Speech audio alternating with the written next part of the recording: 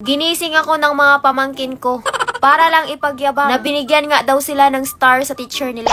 Ang bilis ng panahon. Akalain mo yun? Etong mga pamangkin ko, nagsimula nang pumasok sa preschool. Pagka-uwi nga, diretso kagad sila dito sa bahay. Batang-bata pa lang pero nagsimula nang magyabang tong mga to. Sinabihan ko na lang na very good dahil nakakuha sila ng star. Pero nagsimula nang suminyas tong pamangkin ko. May presyo pala yung bawat star nito. Nung hindi pa kasi nag-aaral tong mga pamangkin ko, sinabihan ko na kapag bibigyan sila ng star sa teacher nila, bibilihin ko. Ang akala kong makakalimutan nila, hindi pala. Ang mga bata ngayon kapag pinangakuhan mo, hindi talaga nila kakalimutan. Buti na lang, hindi humingi ng malaki. Naisip-isip ko na okay lang yan, hindi naman araw-araw na bibigyan sila ng star sa teacher nila. Pero yun ang akala mo, madam. Kinabukasan, inakyat talaga ako dito sa kwarto. Tinignan ko ng maigi kung may star ba. Mukhang safe tayo ngayong araw na to.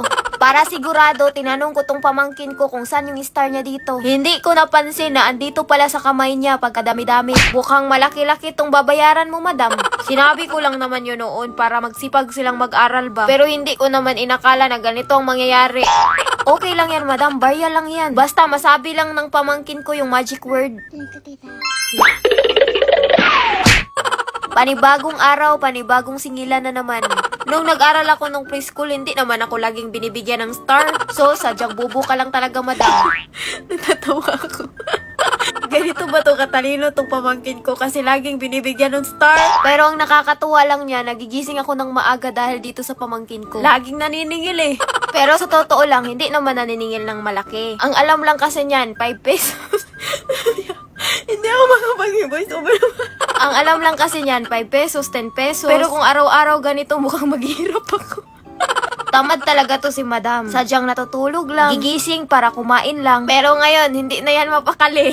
Lalo pat eto, kinumpute na niya kung magkano lahat yung maibibigay ni madam sa loob ng isang taon. Dito sa pamangkin niyang naniningil araw-araw. Napabuntong hininga na lang talaga si madam. Dito na talaga matuluyang mabaliw si madam.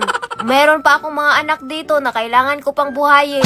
Yung akala nyong masarap ang buhay ni madam, mas masarap yung buhay ng mga to. Literal na princess at prinsipe yung buhay. Kumakain pa naman ito ng 4 times a day. Habang lumalaki tong mga to, lalong lumalaki yung gastusin. Si madam napahiga-higa lang sa mansyon, ngayon nagsisipag na. Alam nyo, sa sitwasyon ni madam ngayon, hindi talaga pwedeng magtamad-tamad siya. Kasi nadoble pa yung obligasyon ni madam ngayon. Ang nangyari, mas mautak pa yung pamangkin ko kaysa kay madam. Hindi talaga tayo pwedeng magkampante sa buhay. Kailangan mong kumayod, madam, kasi may maniningil pa sa'yo bukas. Pero seryosong usapan, lagi talaga ako nagpupuyat. Tuwing gabi lang kasi gumagana yung utak ko.